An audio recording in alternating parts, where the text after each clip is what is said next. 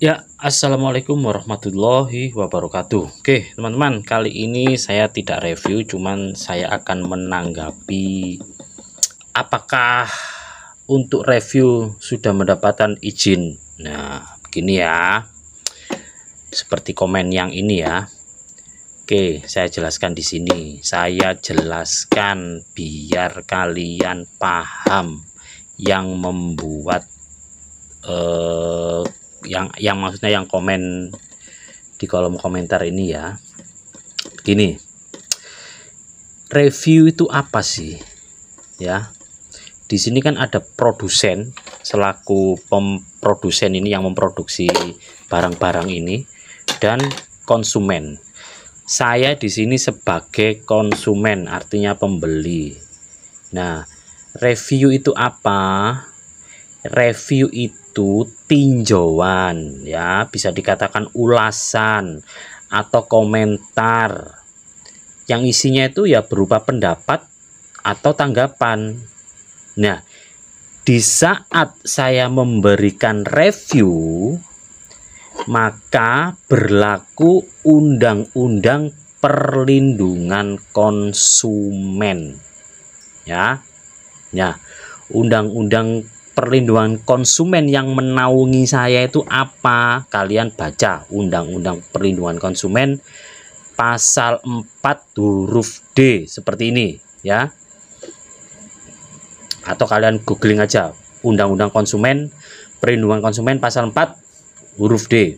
Nah, di situ disebutkan ya bahwa salah satu hak konsumen adalah hak untuk didengar pendapat dan keluhannya atas barang dan atau jasa yang saya gunakan, yang digunakan ya.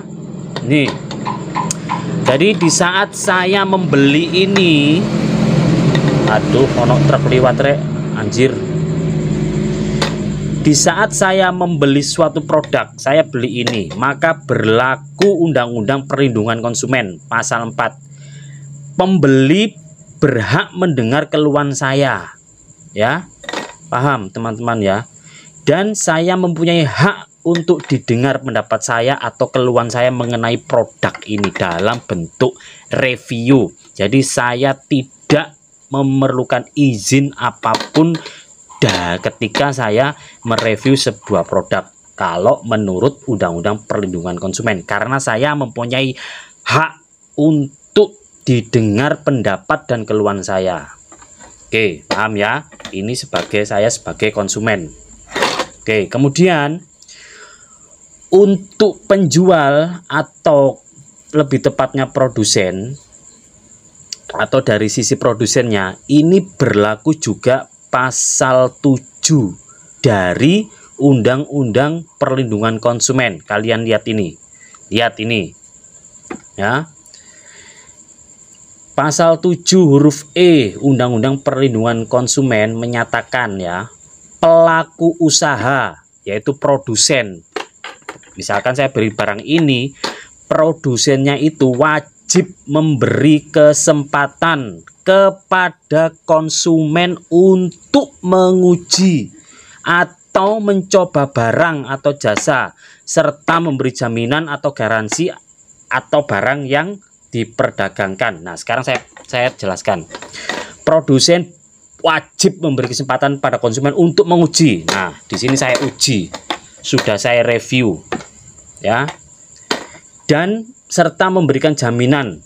Coba berapa banyak barang yang terjual online itu tanpa garansi? Itu kan juga merugikan konsumen, apalagi barang ini. Nah, seperti kalian pernah lihat nggak barang seperti ini? Ini kalau ada kesalahan atau barang yang kita beli kemudian tidak berfungsi, dan ini rata-rata 100% tidak ada garansi.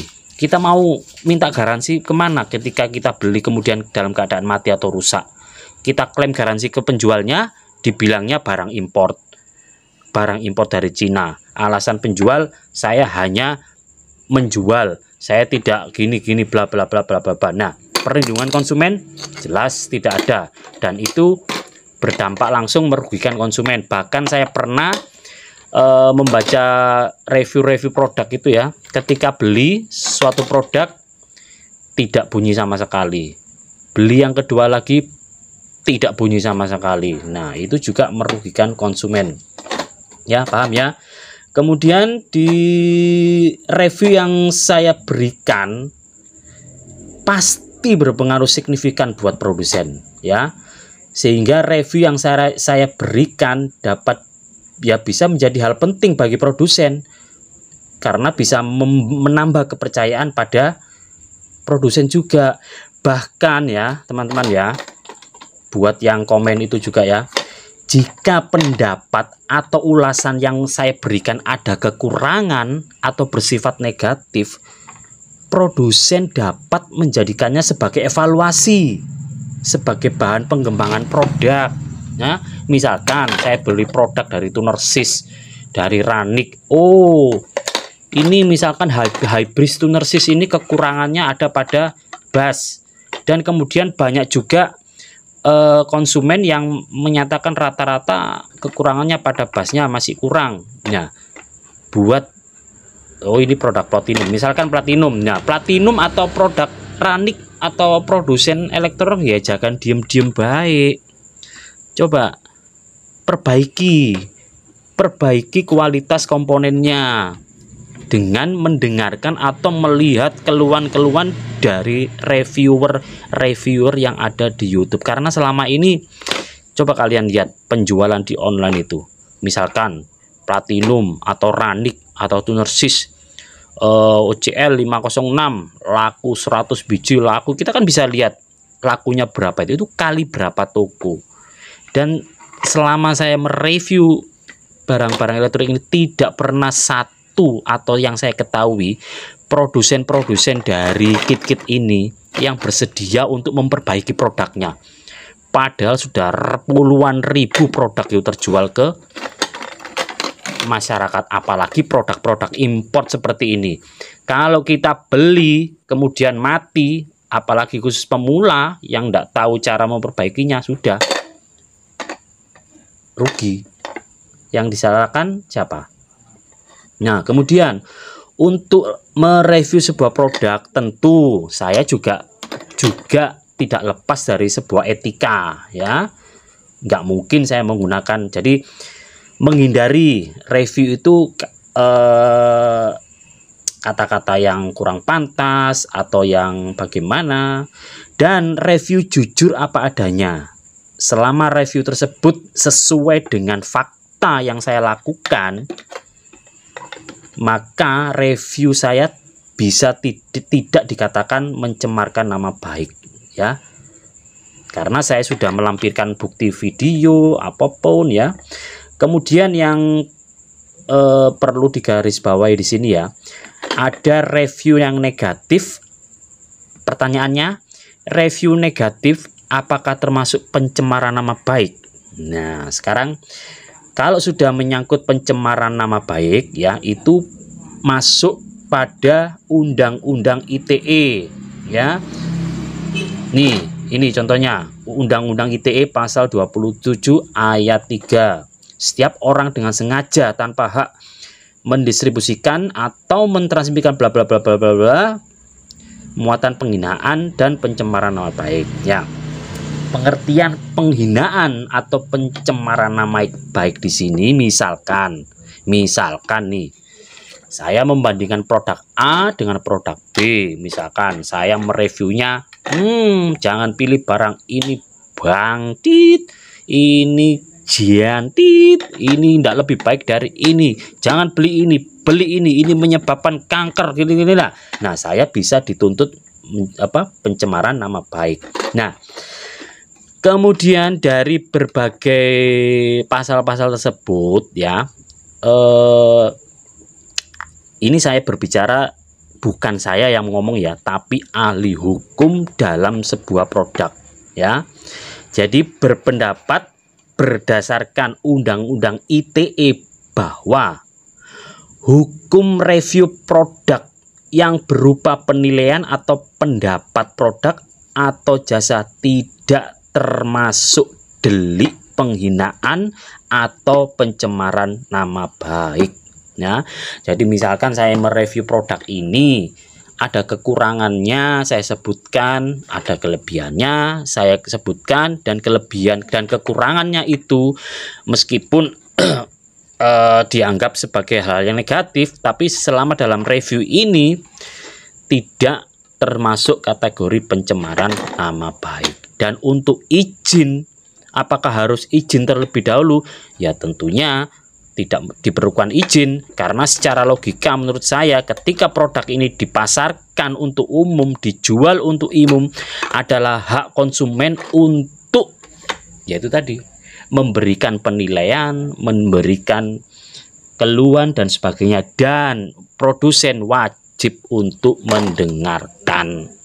Udah ya, enak toh sebuah produk tanpa di endorse tiba-tiba direview, kalau bagus ya berdampak positif bagi produsennya, kalau ada kekurangannya ya itu buat koreksi bagi produsen-produsen pembuat kit ini. Dan melalui kesempatan ini ya, buat Platinum, buat Scorpion, buat Alexis, buat Tunersis, mbok ya jangan cuma sekedar jual. Berapa keuntungan yang sudah Anda dapatkan? Berapa puluhan ribu produk yang kalian jual ya, keuntungan berapapun, tetapi saya belum pernah mendapatkan tanggapan dari sebuah produsen, baik itu Platinum, Ranik, Tunersis dan lain sebagainya. Kalau toh ada kekurangan di produk yang direview oleh youtuber yang lainnya, mbok ya diberi tanggapan minimal. Misalkan sebuah produk ini kelemahannya, kalian pernah enggak beli sebuah driver ketika penyambungannya sudah semua terjadi serak?